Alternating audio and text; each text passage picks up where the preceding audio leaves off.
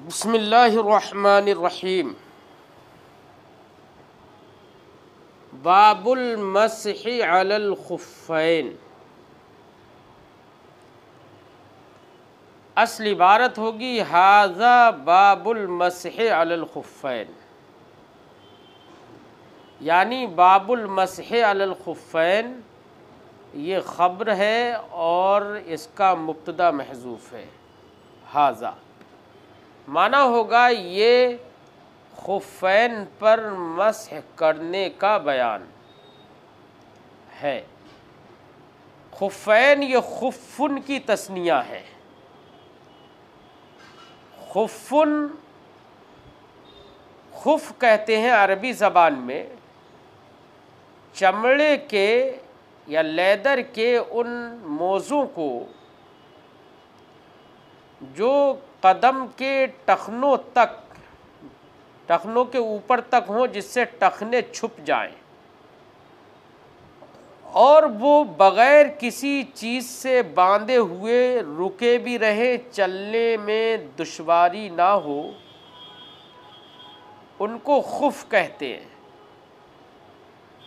साहिब किताब ने फरमाया खुफ़ैन पर मस्ह करना जायज़ है, या खुफ़ैन पर मस्ह करने का ये बयान है। तो खुफ़ैन पर मस्ह करने, खुफ़ैन का ज़िक्र किया, अलल खुफ़ नहीं कहा, यानी एक मोज़े पर, क्योंकि खुफ़ एक मोज़े पर बिला उज़्र मस्ह करना जायज़ नहीं है। मस्ह करेगा तो दोनों मोज़ों पर करेगा। हाँ, अगर कोई उज़्र है तो उज़्र के पेश नज़र एक मोज़े पर भी मस्ह कर सकता है। मस्ह अलल खुफ़ैन रिवायात मशहूरा से, अहादीस मशहूरा से इसका सबूत है। गैर मुक़ल्लिदीन मस्ह अलल खुफ़ैन का कौल नहीं करते, मस्ह अलल खुफ़ैन नहीं मानते, और इसकी वजह से इमाम आज़म रज़ियल्लाहु ताला अन्हु पर लानतान भी करते हैं। जबकि इमाम आज़म रज़ियल्लाहु ताला अन्हु से एक रिवायत मनक़ूल है, फरमाते हैं कि मैंने मस्ह अलल खुफ़ैन का कौल उस वक्त तक नहीं किया जब तक कि अहादीस उसके सिलसिले में ऐसी रोशन और वाज़े ना आ गई जैसे कि सूरज निस्फ़ुन नहार के वक्त रोशन होता है। तो इमाम आज़म ने अहादीस मुक़द्दसा को बड़े ही छानबीन करने के बाद जब रोशन हो गया बिल्कुल हुक्म, तो अहादीस मशहूरा की बिना पर मस्ह अलल खुफ़ैन के जवाज़ का कौल किया। सहल मस्हु अलल खुफ़ैन। अच्छा बेटा, वुज़ू से मुताल्लिक़ आयत करीमा मौजूद है, तयम्मुम से मुताल्लिक़ भी आयत करीमा मौजूद है। उन दोनों का सबूत कुरान से भी है और अहादीस से भी है, लेकिन मस्ह अलल खुफ़ैन का सबूत सिर्फ़ अहादीस तय्यबा से है, कुरान पाक से इसका सबूत नहीं है। इसीलिए किताब में साहिब किताब ने वुज़ू और तयम्मुम के बयान के बाद ही मस्ह अलल खुफ़ैन का बयान किया। फरमाते हैं सहल मस्हु अलल खुफ़ैन फ़िल हदसिल असग़र लिर्रिजाल वन्निसा। फरमाते हैं कि मर्द व औरत सबके लिए हदस असग़र में खुफ़ैन पर मसह करना ये जायज़ है, यानी मस करना जायज़ है हदस असग़र में। हदस असग़र की क़ैद इसलिए लगाई, हदस असग़र का मतलब जिसमें वुज़ू लाजिम होता है, और हदस अकबर जिसमें गुस्ल लाजिम हो जाता है। तो अगर किसी को हद से असगर लाहिक हुआ और उसने मोज़े पहने थे वुज़ू करने के बाद, पैर धोने के बाद मोज़े पहने, फिर उसको हद से लाहिक हुआ। अब किस वक्त हद से लाहिक हो गया? जिस वक्त हद से लाहिक हुआ तो हद के वक्त से, चाहे मर्द हो या औरत, हर एक के लिए हद के वक्त से मसह करना खुफ़ैन पर यह जायज़ है। हद से असगर में मस करना जायज़ है, हद से अकबर में मस करना जायज़ नहीं है। यानी ऐसा नहीं है कि किसी ने कोई नापाक हो गया तो नापाक होने की सूरत में उसने गुस्ल किया और पैरों पर जो मोज़े पहने हुए था उन्हीं मोज़ों पर मसाह कर ले, ये जायज़ नहीं है। क्यों? इसलिए कि मस अलल खुफ़ैन का जो सबूत है वो हरज को दूर करने के लिए है, और नमाज बार बार पढ़ता है, वुज़ू बार बार करना पड़ता है, तो तकरार वुज़ू करने में है तो हरज भी इसी में होगा कि बार बार मोज़ों को उतारे और फिर धोए पैर, तो हरज इसमें होगा। और रहा गुस्ल, तो गुस्ल तो हर वक्त थोड़ी करता है, बार बार थोड़ी करता है, बल्कि ऐसा भी मुमकिन है कि कुछ लोग एक दिन में एक बार गुस्ल करते हों, कुछ लोग तो 3 दिन में एक बार गुस्ल करते हैं, कुछ लोग तो 1 हफ्ते में एक बार गुस्ल करते हैं, ये हाल है। तो गुस्ल बार बार नहीं किया जाता है, इसलिए गुस्ल के वक्त में मोज़ों के उतारने में कोई हरज भी नहीं है। और मस अलल खुफ़ैन हरज को दफ़ा करने के लिए साबित हुआ है, इसलिए हदसे असगर ही में हरज का तहक्कुक होगा। इसलिए साहिब किताब ने फरमाया कि मर्द व औरत सबके लिए हदसे असगर में खुफ़ैन पर मस करना जायज़ है, सही है। वलौ काना मिन शैइन सखीन गैरिल जिल्द, अगरचे, अच्छा खुफ़ैन पर तो मस करना जायज़ है। साहिब किताब अगले जो मसला बयान कर रहे हैं वो ये कि अगर किसी शख्स ने खुफ़ैन पहने और वो खुफ़ैन लेदर के नहीं हैं, मतलब किसी और कपड़े के हैं या किसी और चीज़ के हैं कि जिसमें उसमें इतनी टाइट हो, सखीन हो, मोटी हो,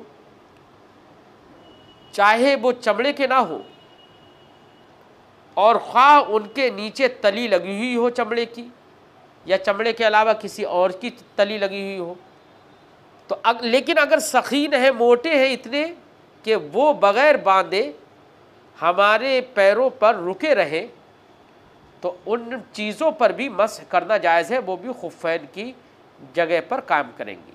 फरमाते वलौ काना मिन शैइन सखीन, अगरचे दोनों मोज़े पैरों के किसी मोटी चीज़ के हों, गैरिल जिल्द, चमड़े के ना हो, मोटी चीज़ के हो, चमड़े के ना हो। मसलन मोज़े हैं, ख़्वाह उन पर चमड़ा लगा हुआ हो या और उसके नीचे तली हो, तो उन मोज़ों पर भी, लेकिन इतने सखीन, इतने मोटे हों कि वो खुद से बग़ैर बांधे रुक जाए, तो उन पर मस्ह करना जायज़ है। लिहाजा मस्ह करना मोज़ों पर जिनकी तली हो और वो इतने मोटे भी हों कि खुद से अकेले, मतलब बग़ैर बांधे रुके रहें, तो बिल इत्तिफ़ाक़ उन पर मस्ह करना जायज़ है। ऐसे ही अगर पतले हैं और उन पर उनके नीचे तली भी नहीं है, तो बिल इत्तिफ़ाक़ उन पर मस्ह करना जायज़ नहीं है। और अगर मोटा है तो और उसमें तली नहीं लगी है, तो सिर्फ मोटा है, तो इमाम आज़म अबू हनीफ़ा के नज़दीक मस्ह करना जायज़ नहीं है, जबकि साहिबैन ने यही फरमाया कि मस्ह करना उस पर भी जायज़ है कि मोटा है। और कहा गया है कि इमाम आज़म ने भी मोटे पर, सखीन पर मस्ह करना जायज़ करार दिया, अपने विसाल से 3 दिन पहले साहिबैन के कौल की तरफ रुजू कर लिया। इसी पर बेटा फतवा भी है, यही मुफ्तबिक़ कौल है। फरमाते वलौ काना मिन शैइन सखीन गैरिल जिल्द, अगरचे दोनों मोज़े किसी मोटी चीज़ के हों, चमड़े के बगैर, चमड़े के अलावा, सवाउन कान लहुमा नालुन, खा उनके लिए तला हो, तली मतलब नीचे से, अब वो तली किसी भी चीज़ की हो सकती है, जिल्द की भी, चमड़े की भी हो सकती है, चमड़े के अलावा प्लास्टिक की भी हो सकती है, किसी और चीज़ की भी हो सकती है। सवाउन कान लहुमा नालुन मिन जिल्दिन औला, खा उनके लिए तला, तली शॉल चमड़े की हो, औला या नहीं हो, लेकिन मोटी इतनी हो तो उस पर मस्ह करना जायज़ है। फरमाते वयुश्तरतु लिजवाज़िल मस्हि अलल खुफ़ैन सबअतु शराइत। साहिब किताब अब आगे 7 शर्तें ज़िक्र कर रहे हैं मस्ह अलल खुफ़ैन के लिए, यानी खुफ़ैन यानी मोज़ों पर, जो कि चमड़े के मोज़े होते हैं या दबीज़ मोज़े हों, चाहे वो कपड़े ही के हों लेकिन दबीज़ हों जो अपने आप से रुके रहे, इतना टाइट कपड़ा हो कोई, तो उन पर भी मस्ह जायज़ है। तो उन खुफ़ैन पर मस्ह करने के जवाज़ के लिए 7 चीज़ें शर्त हैं। कितनी चीज़ें शर्त हैं? 7 चीज़ें। फरमाते वयुश्तरतु लिजवाज़िल मस्हि अलल खुफ़ैन, मस्ह अलल खुफ़ैन के जवाज़ के लिए शर्त लगाई जाती है सबअतु शराइत। कितनी? 7 चीज़ें शर्त करार दी जाती है। तो सबअतु शराइत ये युश्तरतु का नाइब फ़ाइल है। कौन है वो 7 शर्तें, कौन सी है? फरमाते हैं अल अव्वल, पहली शर्त है लुब्सुहुमा बादा गस्लिर रिजलैन, दोनों मोज़ों का पहनना दोनों पैरों के धोने के बाद। यानी किसी आदमी ने, मतलब शर्त यह है तहारत पे पहने, पहले धो लिए हो पैर, अगरचे वुज़ू मुकम्मल पहले ना किया हो, पूरा वुज़ू पहले कर लिया उसके बाद मोज़े पहने, फ़बिहा, अच्छी बात है। लेकिन अगर किसी ने बेतरतीब वुज़ू किया और पहले पैर धो लिए और पैर धोने के बाद उसने मोज़े पहन लिए, फिर उसके बाद में उसने बाकी वुज़ू मुकम्मल किया, तब भी मस्ह करना, यानी जब हद से लाहिक होगा तो उसके बाद मस्ह करना इसका मोज़े पर सही हो जाएगा, जायज़ होगा। क्यों? इसलिए कि इसने मोज़े तहारत पर पहने हैं, यानी पैर जबकि धुले हुए थे तो उस पर मोज़े पहने। हाँ, अगर किसी शख्स ने पैर धोए बगैर ही मोज़े पहन लिए तो ऐसी सूरत में मस्ह करना जायज़ नहीं होगा। तो पहली शर्त है लुब्सुहुमा, लबेसा यलबसु लुब्सन, बाब समिया से, इसका माना पहनना। लुब्सुहुमा बादा गस्ल रिजलैन, दोनों पैरों के धोने के बाद उन दोनों को पहनना ये शर्त है। वलो क़ब्ला कमालिल वुज़ू, अगरचे वुज़ू मुकम्मल होने से पहले ही क्यों ना हो, यानी वुज़ू मुकम्मल होने से पहले ही अगर पहन लिए इसने मोज़े पैर धोकर तो मस्ह करना जायज़ हो जाएगा। ये इज़ा अतम्महु क़ब्ला हुसूल नाक़िदिन, जबकि लेकिन ये भी ज़रूरी है कि वुज़ू करने से पहले सिर्फ अभी पैर धोए थे और पैर धोकर इसने मोज़े पहन लिए और मोज़े पहनने के बाद में इसने वुज़ू अगर कर लिया सही है, और अगर वुज़ू इसने इतना मुअख्खर कर दिया कि हद से लाहिक हो गया और अब तक वुज़ू ही नहीं किया था तो इसको मसा करना जायज़ नहीं होगा मोज़ों पर, बल्कि पूरा वुज़ू पहले कर लेना चाहिए था।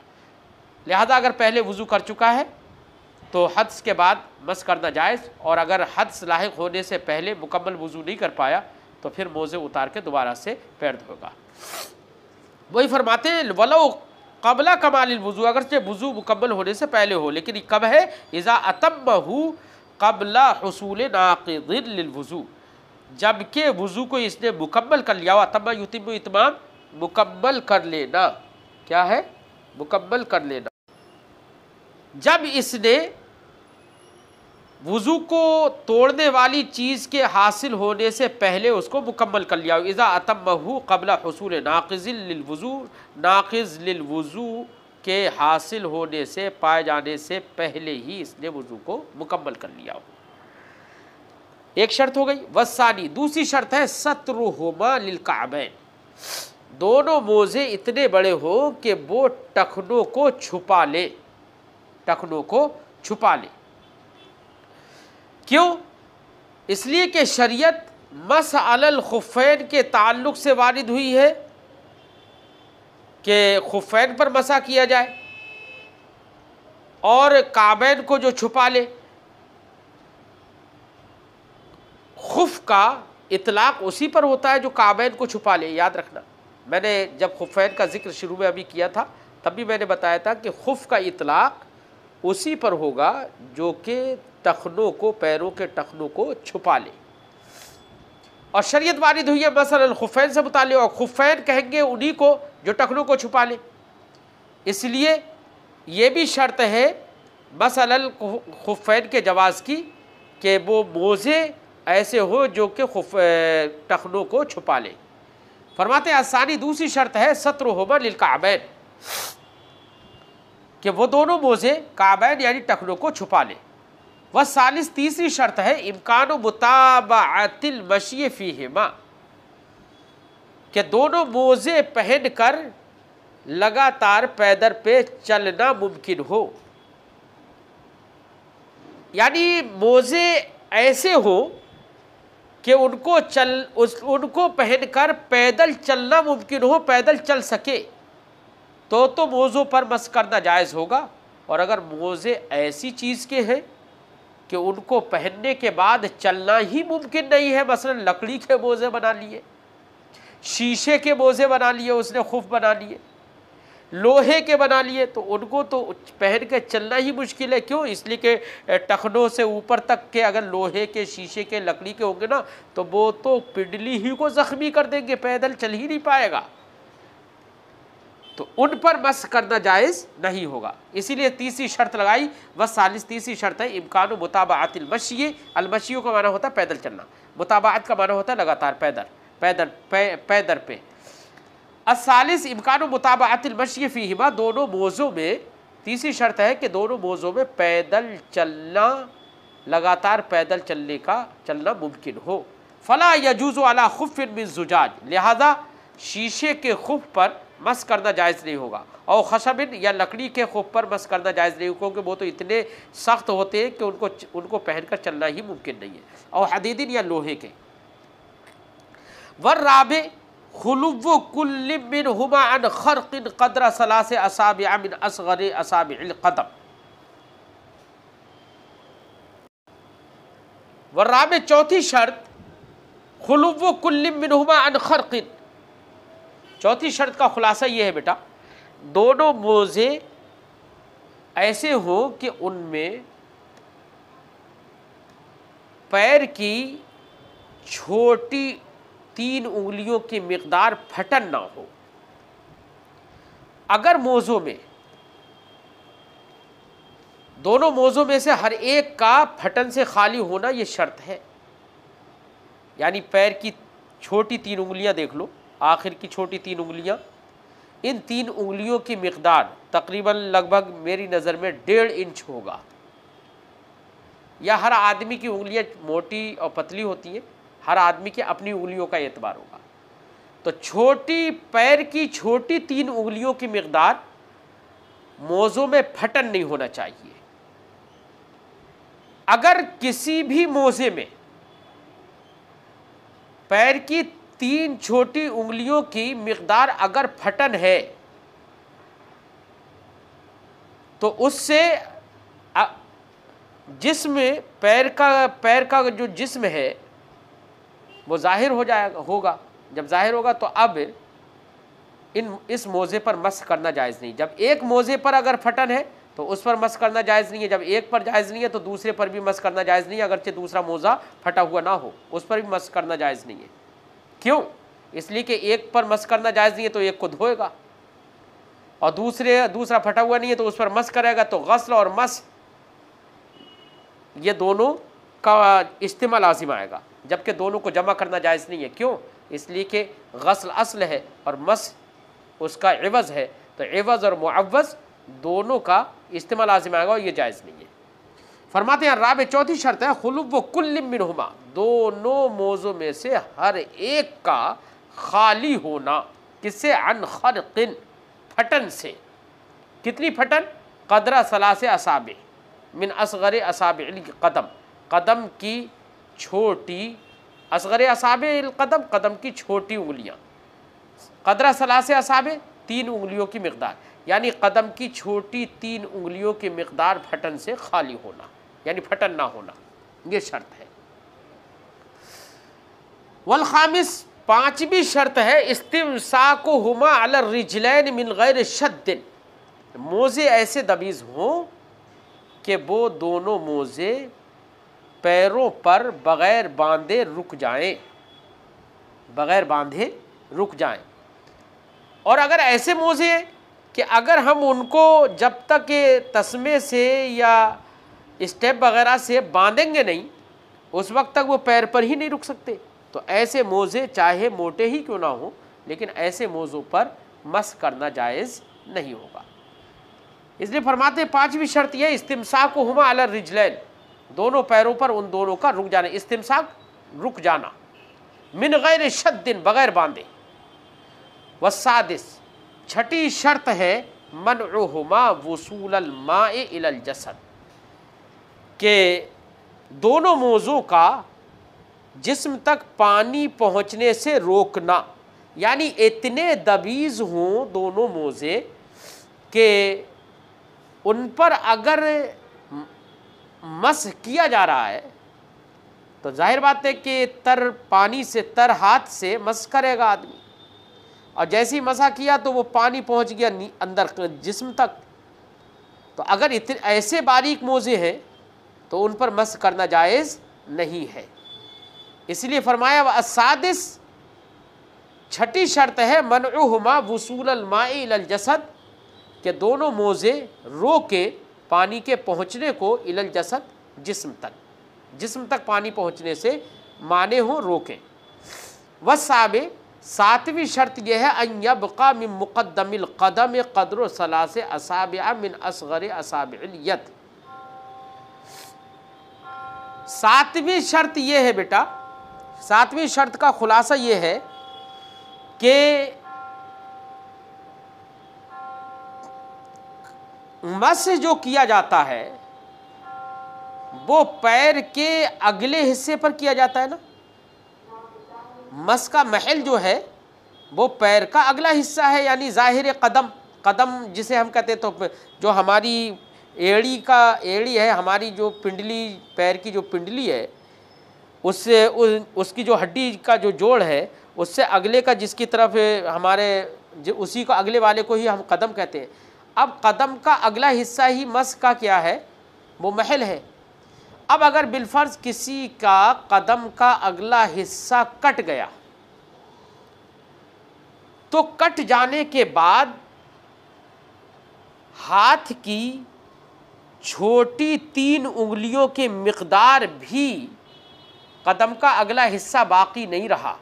3 उंगलियों की मिक़दार, हाथ की छोटी 3 उंगलियों की मिक़दार भी अगर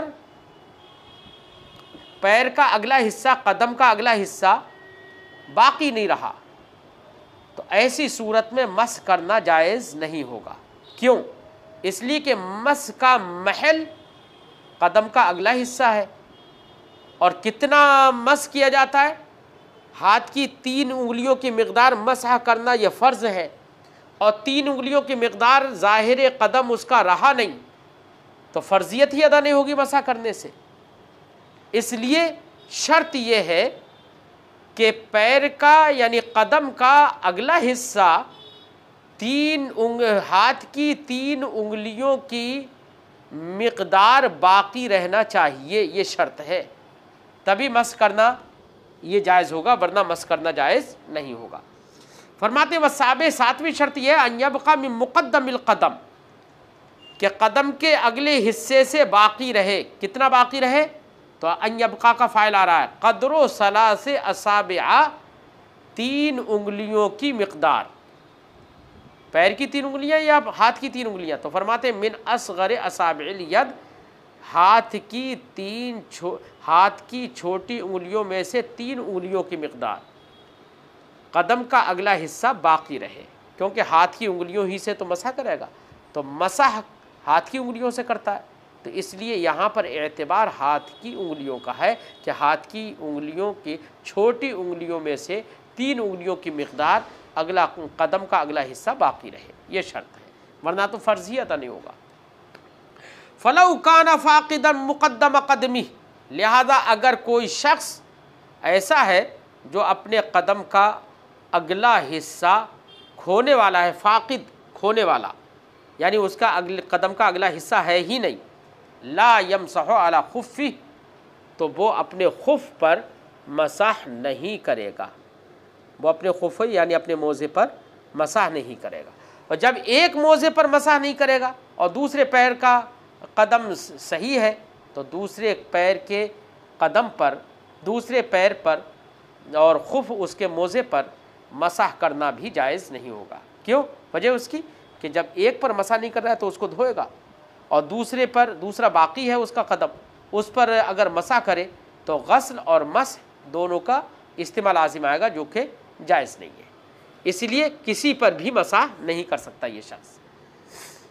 फ़लौ काना फ़ाक़िदन मुक़द्दिमा क़दमी, लिहाजा अगर कोई शख्स ऐसा है कि उसके कदम का अगला हिस्सा ख़त्म हो गया है, वो अपने अगले हिस्से को खोने वाला है ना, अब वो चाहे हुआ किसी भी तरीक़े से हो, चाहे कट गया हो या कुछ और हो गया हो, ला यमसहु अला खुफ़ी, तो वो अपने खुफ पर मसाह नहीं करेगा। जब एक पर नहीं करेगा तो दूसरे पर भी नहीं करेगा।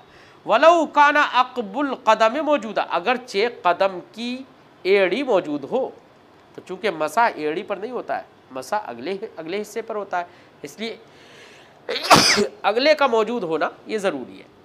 वलौ काना अक़बुल क़दम मौजूदा, अगरचे कदम का पिछला हिस्सा यानी एड़ी मौजूद हो। अक़ब का माना एड़ी। व यमसहुल मुक़ीमु यौमन व लैलतन वल मुसाफिरु सलासत अय्यामिन वल बिलयालिहा। अगले साहिब किताब ये बता रहे हैं कि मसाह कब तक करेगा, मसाह की मुद्दत क्या है। तो बेटा मसाह की मुद्दत मुकीम और मुसाफिर दोनों के लिए अलग अलग है। जाहिर बात है मसाह किस लिए जायज़ हुआ है, ताकि हरज में वाक़ई ना हो आदमी।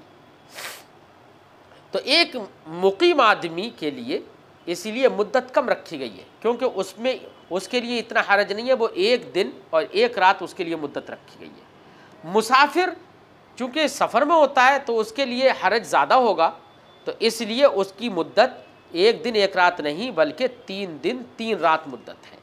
लिहाजा मैं मुकीम हूँ, अगर मैंने वज़ू करके मोज़े पहन लिए तो मुझे ये इजाज़त है कि एक दिन एक रात तक मैं मसाह करूँ, और ये मसाह की मुद्दत का आगाज़ और इसकी शुरुआत जो होगी वो हद के लाहिक होने के वक्त से होगी। मसलन अभी मैंने मगरिब में मसलन वज़ू करके मोज़े पहन लिए, और मोज़े पहनने के बाद से ही मुद्दत शुरू नहीं होती है, बल्कि मुझे हद से लाहिक हुआ, मेरा वज़ू टूटा फज्र में जाकर तुलुए आफ्ताब के वक्त। तो अब मैंने मोज़े तो अभी पहने हैं, लेकिन मेरा वज़ू टूटा तुलुए आफ्ताब के वक्त, तो अब मेरे मस की मुद्दत जो एक दिन एक रात है मुकीम के लिए, वो मुद्दत तुलुए आफ्ताब से शुरू होगी। लिहाजा तुलुए आफ्ताब से लेकर अगले दिन तुलुए आफ्ताब से पहले तक मैं मस कर सकता हूँ। ऐसे ही मुसाफिर भी 3 दिन 3 रात तक मस करेगा। तो याद रखिए कि मुकीम के लिए एक दिन एक रात मुद्दत है और मुसाफिर के लिए 3 दिन 3 रात मुद्दत है, और ये मुद्दत का आगाज़ वक्त हद से होगा, ना कि मोज़े पहनने के वक्त से। फरमाते व इब्तिदाउल मुद्दती व यमसहुल मुकीम यौमन व लैला, मुकीम मस करेगा एक दिन और एक रात, वल मुसाफिर सलासता अय्यामिन बिलयालिहा, और मुसाफिर मस करेगा 3 दिन और 3 रात, 3 दिन 3 रात उनकी 3 रातों के साथ। व इब्तिदाउल मुद्दती मिन वक्तिल हदस, और मस की मुद्दत का आगाज़ हदस के वक्त से होगा। बादा लुब्सिल खुफ़ैन, खुफ़ैन के पहनने के बाद जब हद से लाहिक हो तो वक्त हद से मुद्दत का आगाज़ होगा। व इन मसह मुकीमुन सुम्मा साफरा, अब एक और मसला बता रहे, फरमाते कोई मुकीम था और उसने वज़ू करके मोज़े पहन लिए, अब उसको हद से लाहिक हो गया, तो अब उसने मस अलल खुफ़ैन किया, हद से लाहिक होने के बाद वज़ू करके मस अलल खुफ़ैन किया। अब उसकी मुद्दत मस अब शुरू हुई और वो था मुकीम। अब वो एक दिन एक रात तक मस कर सकता था, लेकिन एक दिन एक रात मुकम्मल होने से पहले उसने सफ़र शुरू कर दिया, वो मुसाफिर हो गया।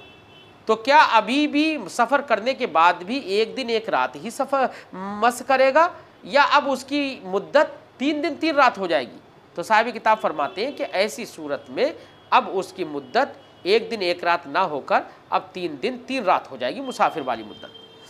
फरमाते व इन मसहा मुकीमुन, अगर मुकीम ने मस किया, सुम्मा साफरा, फिर उसने सफ़र कर लिया, क़ब्ला तमाम मुद्दत ही मस की मुद्दत के मुकम्मल होने से पहले, अतम्मा मुद्दतल मुसाफिर, तो अब ये शख्स मुसाफिर की मुद्दत को पूरा करेगा, यानी अब 3 दिन 3 रात पूरी मुद्दत करेगा मुसाफिर वाली।